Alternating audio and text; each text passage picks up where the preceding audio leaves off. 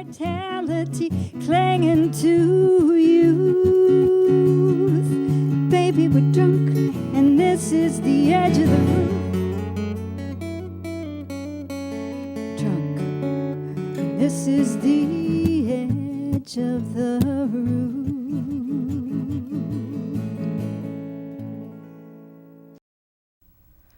Welcome to CCBC TV's Arts Showcase, a series featuring performances from the campuses of the Community College of Baltimore County. I'm Monica Otal, Professor of Music and Concert Manager at CCBC. Today's Arts Showcase features singer-songwriter and guitarist Bernice Lewis. Bernice has built a solid fan base throughout the country for her original compositions, as well as her singing and guitar playing in blues, jazz, country, and folk styles. She is also a published poet, producer, and educator. CCBC welcomes back Bernice Lewis for another extraordinary performance. This is a song that I wrote in a writing workshop that I took where the teacher had a poetry box, like a chest full of strips of poetry. And we could just pick out anything we wanted, and if we liked it, we could keep it and use it, and if we didn't like it, we could just throw it back. And, so I pulled out a line by a poet named Rumi. Have you guys heard of Rumi? He's been dead for about 300 or 400 years, so being famous didn't help him out much. But this was the line that I pulled out. It was, "We're drunk, and this is the edge of the roof." And I just thought this would make a great chorus, and so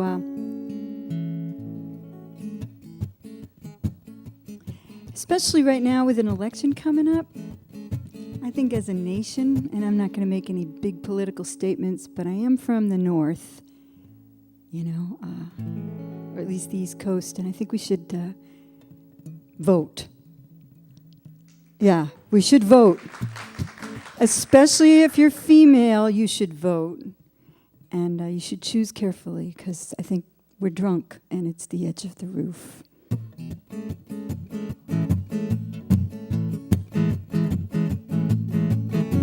Now that your star has risen, can you see all the holes in the sky? Can you tell me if what you wanted is closer or further from sight?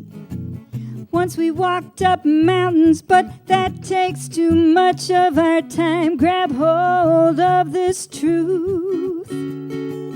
Baby, we're drunk, and this is the edge of the roof. Drunk, and this is the edge of the roof. Sitting up here together, looking down at our husbands and wives.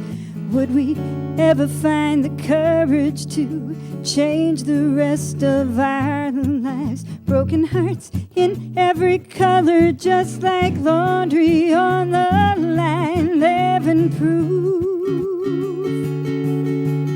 Baby, we're drunk, and this is the edge of the roof. Drunk, and this is the edge of the roof.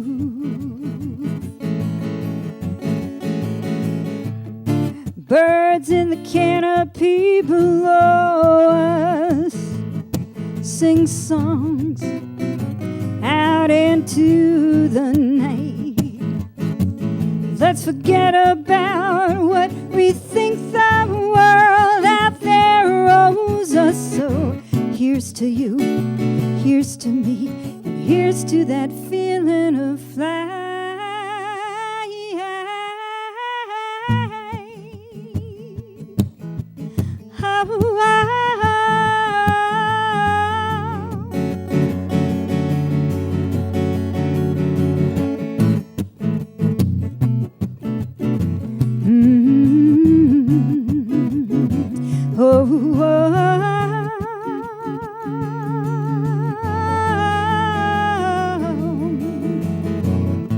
Out past the horizon, out past the you and the me, out beyond even us or them. Tell me, how many gods can you see?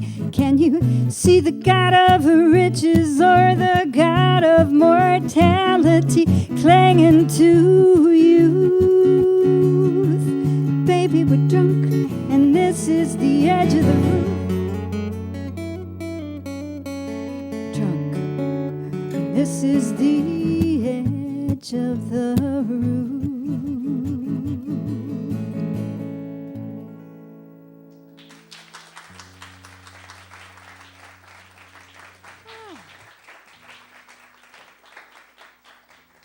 I think you guys should sing one with me. You're all performance majors, right? What do you think? Yeah. Oh, it's one of my songs. It's a song about marriage. Have you been there? Yeah, I discovered one little problem with marriage, and that is only one person gets a wife. Shut up, duck. And it's not that I don't think men deserve to have a wife, because they do. I mean, they're brave and kind and trustworthy and clean. And, sorry? Yeah, mostly, right. And, it's just that there aren't enough of them to go around for us all to have one.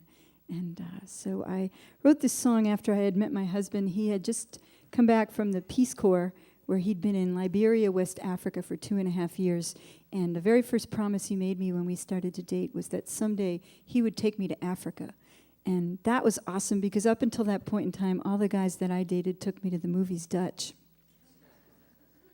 So we saved up our money, and we went to Liberia, the heart of the third world, and one of the first things that I discovered when we got off the airplane is that there are still some countries where polygamy is sanctioned. And you guys know what that is, right? Yeah, I had always thought of polygamy as a very bad thing until I saw how it worked. You never need to get a babysitter. You also never need to get a headache. So this is a sing-along. It's an equal opportunity sing-along. It's for the ladies for obvious reasons. And it's for the guys, too, because, let's face it, you're probably with someone who's a little more liberated than your mom was, and so you're probably doing, more dishes and more cooking and more shopping. And if you're not, you should come talk to me after the show.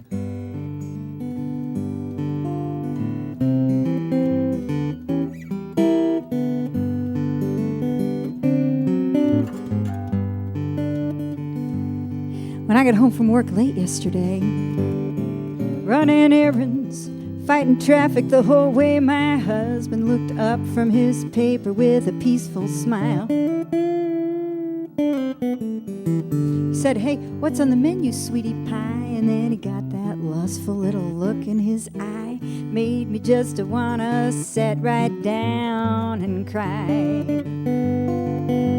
But I ain't got time to be blue.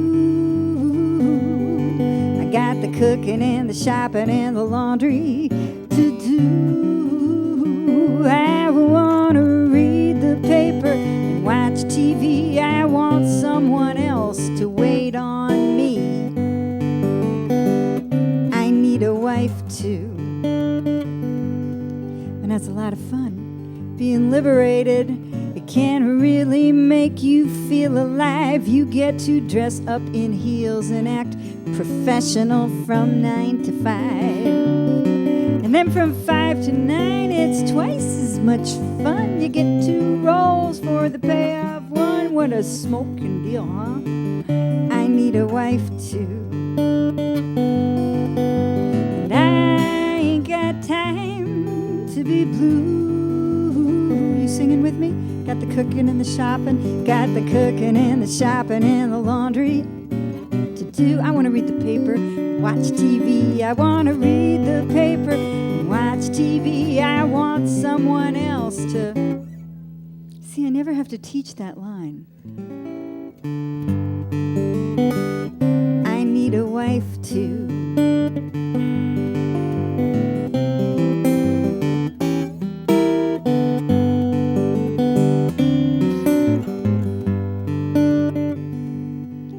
Don't get me wrong, 'cause I love that man and I believe he's doing about the best he can, but there might be just a few little things he still doesn't know how to do.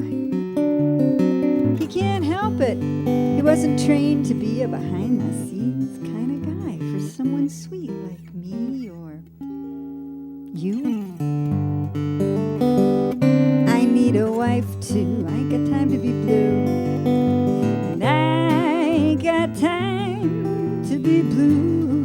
Yodelay, I got the cooking and the shopping and the laundry to do. I want to read the paper, watch TV. I want someone else to. That's right. I need a wife too. But I ain't got time for no celebration. Ever since my liberation, I need a wife too.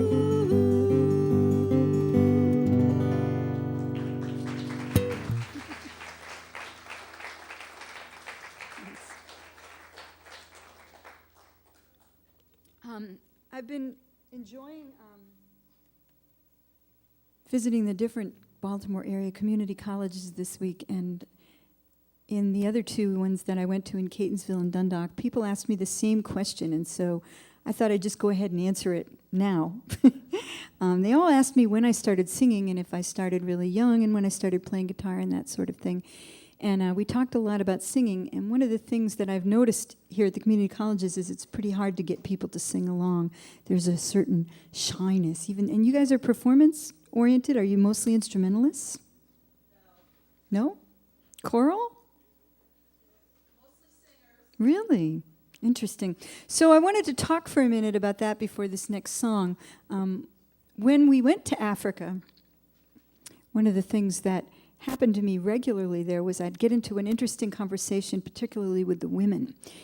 They would ask me how it was possible that I was married for 5 years and didn't have a big pile of children already. And they would say, what do you do? What is it that you do with your time? And I say, well, I sing. And they'd look at me like I had two heads, like, well, what do you mean you sing? Everyone sings. And I said, no, I sing and I get paid for it. And they said, really? And I said, well, yes. And they said, you get paid money to sing. And I said, yes. And they said, And they were trying to understand that. And it's a very poor country. And I said, yeah, I know. There probably isn't hardly anyone in your country who gets paid to sing. And they said, yeah, we think it's weird that you live in a country where there are people who don't sing. You know, they just think of it as something everybody does. And when people ask me when I started singing, and if those of you who are singers can collaborate here with me, I started singing when I was born. I mean, I don't remember when I started singing, but I remember when I stopped. I think we live in a culture where it's taboo to make sounds with your body of any kind. You know, you can drive down the street and turn your muffler up really loud and turn your stereo up really loud, but if you even so much as hum in public, people will turn and stare at you. It's a strange sort of thing. And most of us as children, we sing. We sing a lot when we're little kids, and we sing with abandon, and we make up songs, and we don't question how it sounds. And for the most part, I've never heard a child sound bad when they sing. They all sound good. And then we get to just about the edge of puberty, like 12 or 13, and this is what happened to me, is I was at Hebrew school with my friends, and we were running around in a rec room where there was a stage, and I got up on the stage, and I went like this. The hills are alive. Thank you. And my friends went like this. And I stopped. Because I was embarrassed by the operatic quality in my voice, by my need to express in that way. And I knew I could sing, and I knew I wanted to sing, and I sang mostly at that point with the vacuum cleaner until graduate school. And then I came out of the closet and went, no, I still want to sing. Started to work on my voice. So don't wait that long. That's my advice. So here's a song that I wrote while I was in Africa. The other one I wrote actually when we got back. But this one, I wanted to write a song while I was there, and I took copious notes, but it was impossible to kind of integrate the difference between their lives and ours. Everything about their lives is different from ours, and it was too big for a song. Songs are very compact, and so I was still trying to figure all that out on the night we were going home to catch the plane. We were out in the village, and we'd been offered a ride in a truck. But instead of being able to sit in the truck cab, we were offered a ride in the back of the truck cab where the new American dentist's wife had placed some furniture that she didn't like and was sending back to the store in the city. And it was very plush, and she had covered it with plastic. And it seemed strange to me that she would be that fussy out there in Africa, but whatever. So there I was sitting on this plush, overstuffed couch in the African countryside where there's no lighting. There are no street lights. And where maybe little fires that you pass by, and the air smells like burning rubber because the only commercial venue in Liberia is Firestone, and they make tires, and that's pretty much all you smell. And I had no paper, I had no pen, and I had no guitar.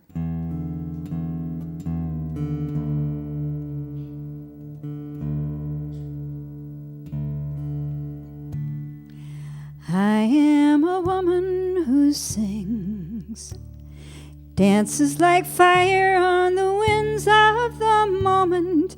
Maybe the pleasure it brings me is payment enough. I am a woman who sings, tired of the rat race we've built with our money, hoping the wings of my songs can carry me on. And it's not like cleaning or sewing or cooking. You feel without touching, you see without looking, and oh, it's the voice of the heart.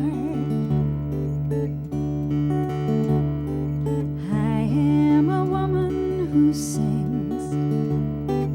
Bring me your stories, I'll weave them around you, dye them the colors of spring, stitch you a coat you can wear for the rest of your life.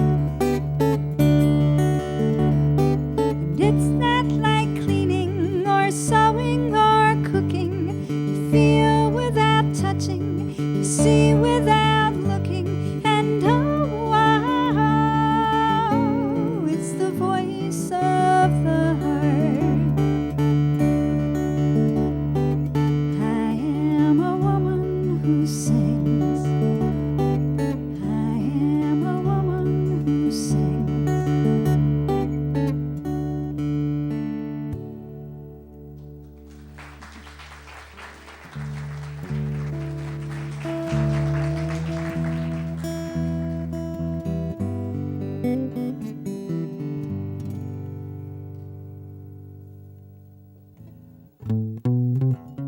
It's a little song I wrote about how they get pregnant in Texas. You never know. There's a little folk festival out there. Are any of you songwriters? A few. It's a wonderful way to make a living. There's a little folk festival out there called the Kerrville Folk Festival that kind of caters to singer-songwriters. It's probably going into its 40th year, I would think. And I was there one year watching a contest they have for emerging writers, and it's always held on a Thursday afternoon at the very end of May outside, and it's probably about 30,000 degrees in the shade, and there is no shade. And so we're sitting in our seats, and this woman comes over, and she says we're in her seat. And right there on the front of the stage, there's a plaque just taped to the front of the stage, nailed to the front of the stage, and it says, "No reserved seating." But being polite and reserved New Englanders, we moved over, and now we're just squished up against each other and sweating profusely. And she gets extremely comfortable in what had been our seats because she's a Texan and she understands heat. So she has a wide hat that covers her shoulders, and she has a pillow for her back and a pillow for her butt. And she has one of those plastic cups full of a clinky ice that's kind of teal green colored that you can get on every street corner. Where I live, you can't buy teal green colored liquid. The only way you can get it is if the doctor prescribes it, I recommend avoiding it. But anyway, she was completely set up for the heat, and when she sat down, she looked at me in this thick drawl. She apologized, and she said, I'm sorry about this, darling, but I am 8.5. And somehow I'd got the drink in the hat, but I'd missed the baby bump. She proceeded to tell me how she accomplished it. When I turned 18, Mama took me to town, picked me up a pair of birthday shoes. Mama liked the pumps lined in satin blue, but I had to have those red cowboy boots. Serious magic in those red cowboy boots. Rock and roll, hoochie coo, what's a poor cowgirl to do? You can't claim me, you can't tame me when I'm on the loose. There's magic in those red cowboy boots. Then I met young Bill, we were quite a pair. He was my dancing dream come true. I soon found myself waltzing down the aisle, white lace over those red cowboy boots. Serious magic in those red cowboy boots. Rock and roll, hoochie coo, what's a poor cowgirl to do? Had a grin from ear to ear when he said, I do too. Hey, there's magic in those red cowboy boots. Yodel-la-hoo, yodel-la-la-hoo, yodel-la-la-la-doo-dee, yodel-la-la-la-hoo, yodel-la-la-la-doo-dee.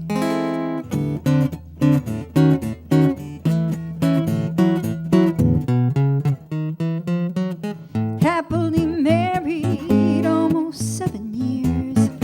Thought we would have a kid or two. Oh, we tried every night. No, we never got it right. Till I pulled on those. Just checking to see if you're listening. Serious magic in those red cowboy boots. Rock and roll, hoochie coo, what's a poor cowgirl to do? Oh, please don't try to tell me they're just a pair of shoes. There's magic in those red cowboy boots. Magic in those red cowboy boots. Gotcha.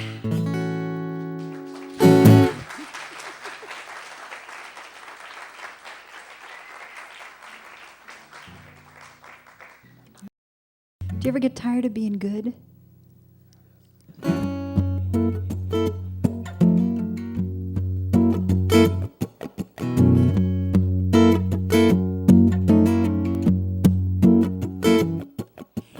I know why Van Gogh cut off his ear. And I hear what he didn't want to hear. I'm so tired of you guys telling me that I'm running out of time. And when I ask for what I want, you act like it's a crime. Don't tell me I'll get better if I struggle and rehearse. I wanna be worse. I wanna be worse. When you say you love me now, what does that mean? We talking holy or simply obscene? I wanna dress up in black leather and make my hair stand up on end. I wanna know I broke your heart and break it again. I wanna change your definition of what's evil and perverse. I wanna be worse. I wanna be worse.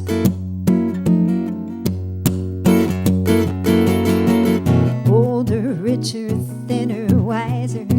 Here is what I would advise her. Don't listen to what they say.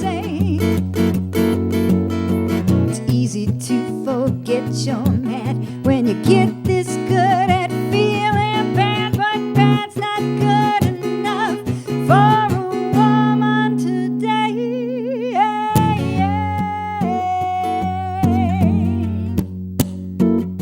I wanna be worse.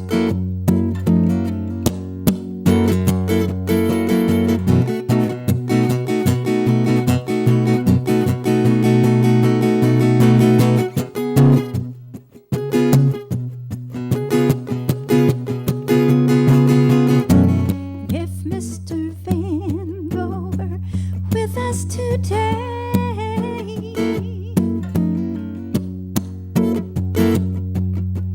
maybe he would have something different to say.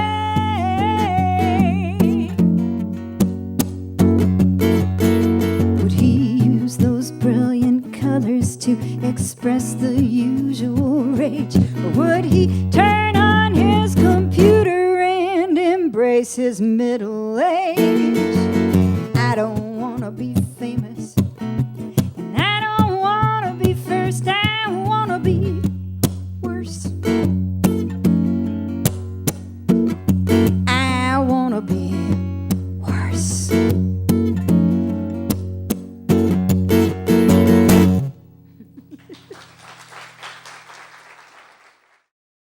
I started out, people always ask songwriters which comes first, the words or the music. It's probably the most popular question that I get asked when I'm being interviewed for anything. And I did start out as a poet. I majored in poetry in college, and I found out while I was majoring in poetry that there are only 2 poets in the history of the United States of America that have ever made any money off of their poetry other than by teaching. And one of them was Walt Whitman. Do you guys know who he is? Very respectable. The other one was Rod McEwen. When I heard that, I decided to go into songwriting. So, but I've been writing poetry since I was a little kid, and I put them out once a month on my newsletter, and I decided a couple years ago to go ahead and publish. So this is my first poetry book. It's called Dreaming on Location. It was very exciting. The first publication sold out almost immediately, proving that poetry is still alive somewhere. And I'm just going to read you a couple. This one, I like to think this might be apropos for college students and probably everyone. This is called Paper. Everywhere I look, I'm surrounded by paper, and it's not just me. It's everywhere. Kitchen tables, credenzas next to the commode. Not love letters or pictures of beautiful places, but red ink warnings that I have slipped again. Miles expiring, taxes overdue, big sale ending Saturday, RSVP ASAP, how to program your new state-of-the-art remote control, date books, printouts, passports, postage, all so very important.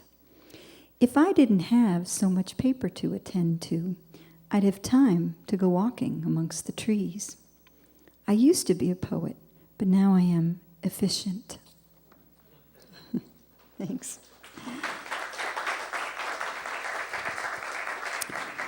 And this is one that I like to read. I'm a mom. I became a mom very late in life, and my motto was, it was too late to do it early. And this is one called How to Make Mud Pie Soup. Any of you guys have kids out there? Yeah, well, this is for you then. How to make mud pie soup. First, go to the coffee shop and get a large latte to go. Then drive to the playground, park, and get down on all fours. Sift through the pebbles and rocks with your hands, putting leaves and other debris to the side for flavoring. Make sure your knees get very, very dirty.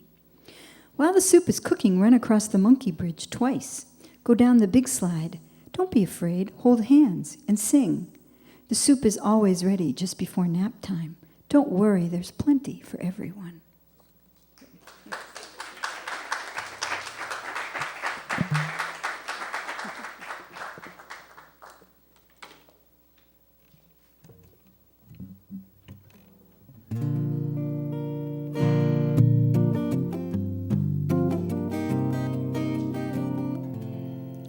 She will learn how to read from her teachers at school, and the kids on the playground will show her how to be cool. She'll learn red from blue, how to tie her shoe, and God knows what she'll learn bus, but she's gonna learn. She's gonna learn how to love from us.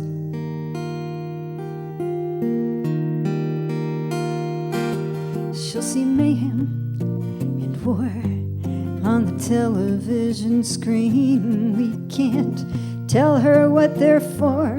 We can't tell her what they mean. But when we're loud, when we act too proud, when we argue and fuss, she's gonna learn. She's gonna learn how to love from us.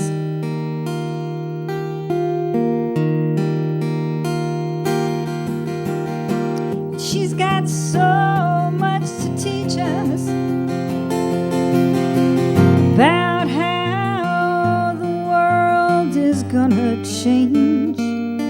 She's our link to a future that seems so distant and strange. One day she'll go off to college. She'll be so far away, and some man with a plan says, I love you, baby. What's she gonna say? How will she know that love is so much more than roses and lust? She's gonna learn. She's gonna learn how to love from us.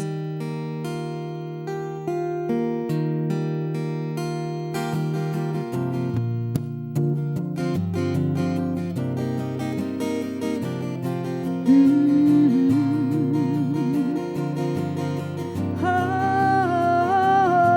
how will she know that love is so much more than roses and lust? She's gonna learn. She's gonna learn how to love from us.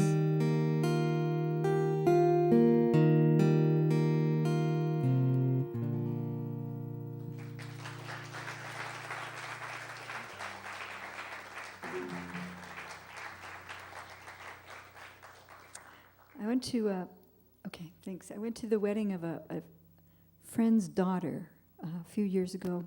I've reached the point in life where I'm not invited anymore to my friends' weddings. I'm invited to their children's weddings. And this young lady, we had known her since the day she was conceived, and we were really excited to go. And like any self-respecting child of hippies, she decided to have her wedding in a field, you know, so her parents' friends could come and camp in whatever they had graduated to from a tent, you know, like a pop-up or an RV. And in the morning, maybe we might have a little bit to drink, and in the morning we could get up and show off our campers and all that stuff to each other. And it all worked out really well. It was a wonderful event.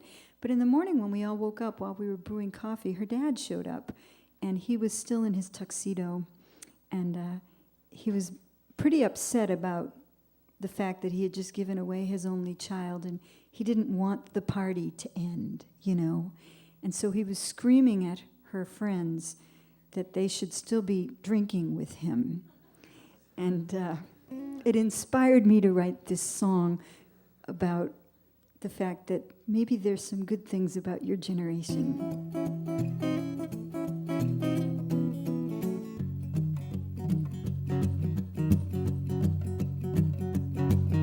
He walked her down the aisle in her perfect white dress, and then he partied till 4 a.m. Flopped on the couch, got a few winks, and he was ready to go again. Poured himself a Bloody Mary in a styrofoam coffee cup, toasted a round of sleeping bodies, then he watched the sun come up. Kids these days, they don't know how to party. They're getting mortgages and advanced degrees. Kids these days, they don't know how to party. Kids these these days ain't what they used to be. The band's favorite drug was ibuprofen washed down with a Diet Coke. They played classic rock to an empty dance floor while the grown-ups snuck out for a smoke. The best man left round midnight. In the morning he had to work. The rest of the gang, you know, they cleaned up the mess. Then they all ran off to church. Kids these days, they don't know how to party. They're doing yoga and chamomile tea. Kids these days, they don't know how to party. Kids these days ain't what they used to be.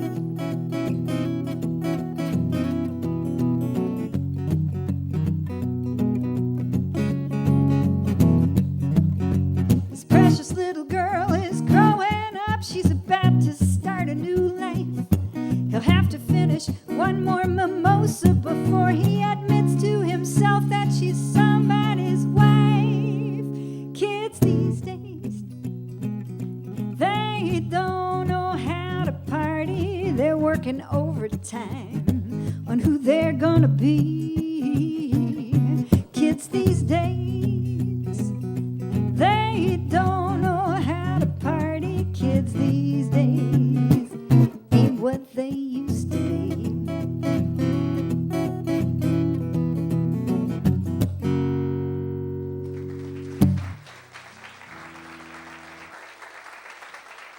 Thanks. Next time you need to bring your drums. So after my long lecture on singing, I'm hoping you're going to sing along with me on this one. It's one of my more inappropriate pieces. And honey, you've been driving yourself crazy too long. The scope of your existence, it's a sad and lonely song. It don't seem quite normal if you know what I mean. But normal's just a setting on the washing machine. It's a town in Illinois. It's the National Organization for the Reform of Marijuana Laws. It's everything squeaky and clean. Middle, the average, the mathematical mean. Here we go. Normal's just a setting. You got it. And there's a sweet couple who live down our street. A cat and a dog and a flat screen TV. One does the housework, one brings home the check. It sounds downright normal, and they're both the same. Exactly, they're both the same sex. It's a town in Illinois, you ready? It's a town in Illinois. It's the National Organization for the Reform of Marijuana Laws. It's everything squeaky and clean. The middle, the average. The middle, the average, the mathematical mean. Normal's just a setting on the wire. My friend Zathira, he used to be Seth. He meets me at the door in a frilly white dress. He says, what's the difference if I'm a he or a she? There's things about both that I just like to be. Here we go, it's a town in Illinois. It's a town in Illinois. It's the National Organization for the Reform of Marijuana Laws. It's everything squeaky and clean. The middle, the average. The middle, the average, the mathematical mean. Normal's just a setting on the washing machine. So maybe you're sure that you should have had kids, or that you should never have done what you did. What makes you think that traditional bliss is half as much fun as a good neurosis? Here we go. It's a town. It's the nation. Pretty good. It's everything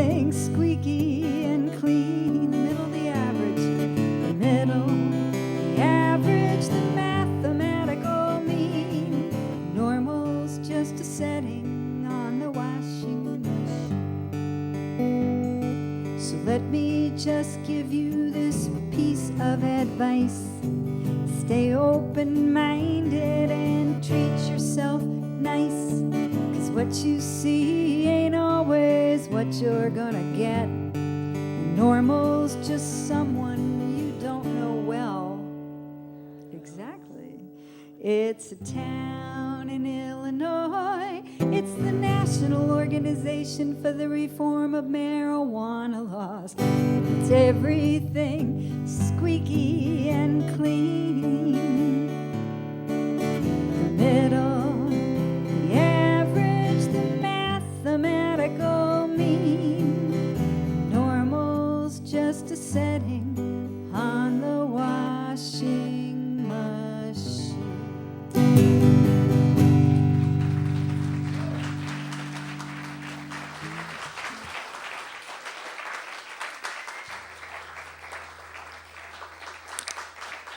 Thank you.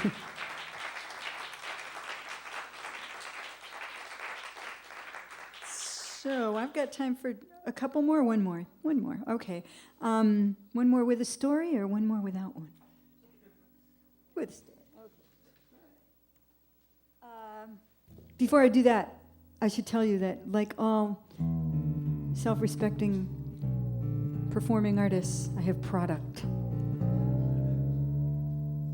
I have CDs, I have books of poetry, I have cassettes for those of you with old cars. You're college students, I bet some of you have those old cars. The CDs are $15, the books are $10, the cassettes are whatever you'd like to pay.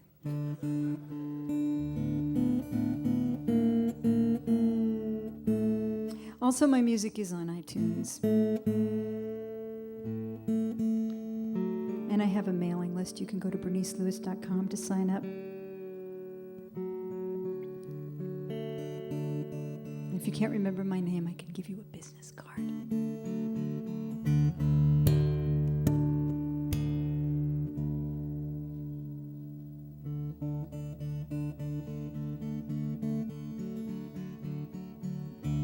And really, thank you so much for paying attention.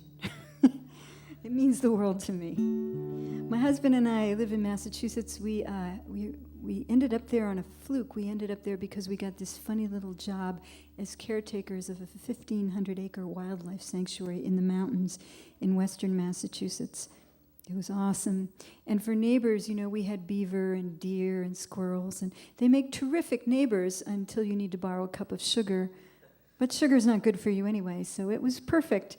But every once in a while, I'd get a little lonely, and we did have one somewhat nearby neighbor who was a guru, and he had 300 roommates. I wasn't really looking for guru, but I was looking for companionship and advice. So I'd go over there sometimes, and I'd listen to what he had to say. And he gave some really great advice for how to live your life. He said, eat your leafy greens every day. Stretch your body.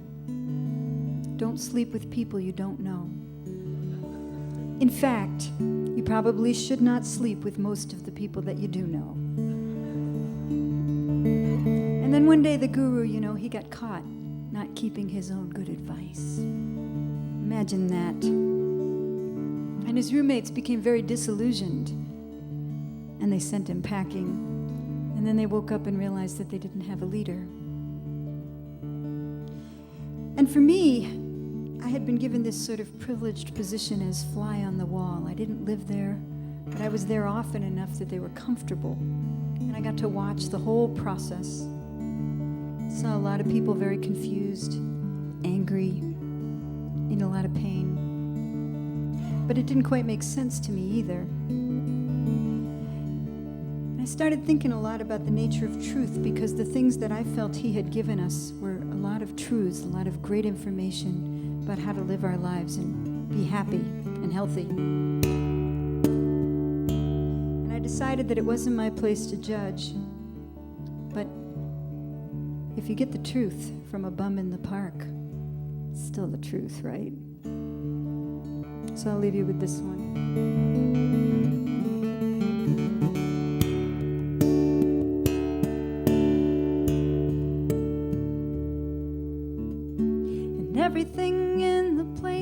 was really well maintained when the guru was around. Polished, neatly folded, and perfectly arranged when the guru was around. We asked him all our questions, and his answers made it clear exactly how far it is from India to here, and his every word convinced us that we walked on solid ground when the guru was around.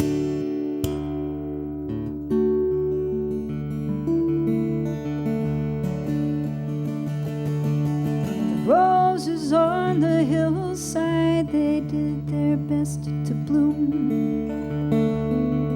when the guru was around.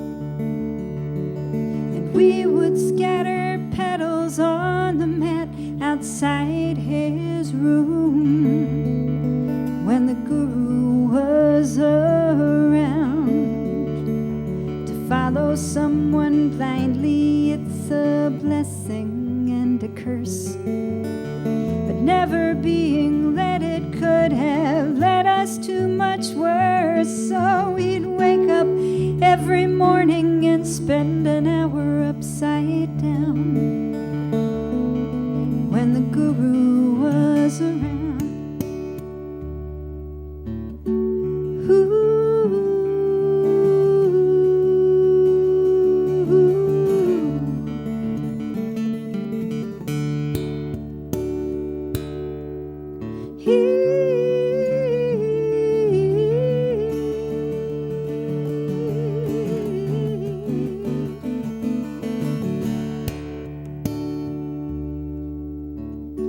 Nothing is the same as it was in the day when the guru was around. We took down all his photographs and changed the plans we made when the guru was around. We found out he was human, and we let him fall from grace. And we began to doubt the world could be a better place, as if the truth were different from the truth that he passed down when the guru was around. As if the truth were different from the truth that we passed down when the guru was around.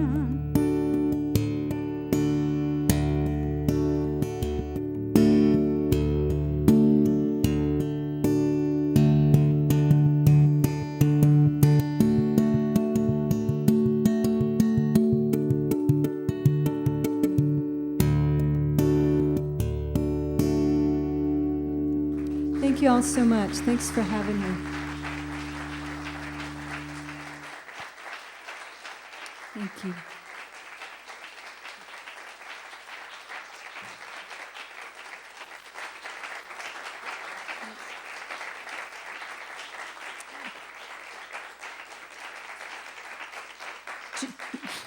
Am I allowed to do an encore? I mean, yeah. I started out really bad. This way they can edit it for TV. I hate when... Yep. I'm a professional. I don't need to explain. Oh, but I'm also in open tuning. Do you guys... Well, you have to. Some of you have to go. But thank you all for coming.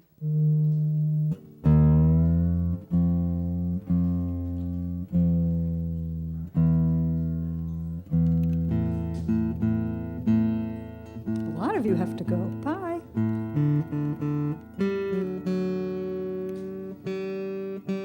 So I'm going to do, this is a co-write. I've been doing a lot of co-writing, which is really fun. It's kind of like dating. With a lovely woman named Abby Tapia, I wrote this song.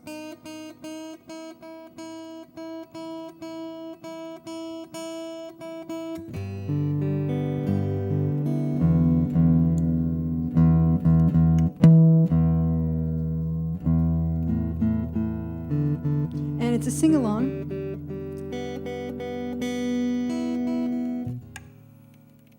It's about a dream I have for a very practical way that we can make the world a better place. So just sing along. More credit card offers than anyone needs, more magazines than I could ever read, electric, gas, rent, trash, water, cable, internet. I haven't even opened my email yet. Instead of all this postal bull, I want to open the mailbox, find it full of checks and love letters. Checks and love letters. Hey, now wouldn't the world be a whole lot better if all we ever got were right? I take baby announcements, birthday cards, pretty pictures of beaches with fond regards, handwritten invitations, rebates, refunds. Sign me up for a chocolate of the month club. If it were all up to me, I would cancel my subscription to reality. Send me checks and love letters. Checks and love letters. Hey, now wouldn't the world be a whole lot better if all we ever got were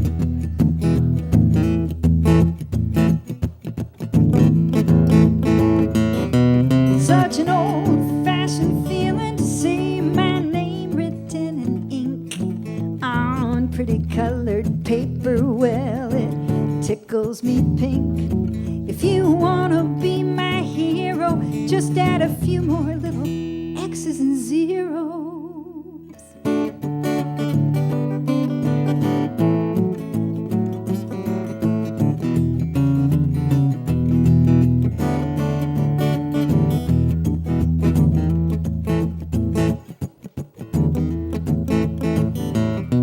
Yeah, if I didn't have to work day and night, I'd have lots and lots of time to write you checks and love letters. Checks and love letters. And now wouldn't the world be a whole lot better if all we ever got were? That's right.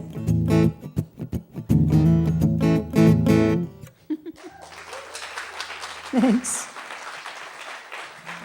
I'll stick around for a little bit if you have questions or you want to come by a CD or just anything. Thank you so much.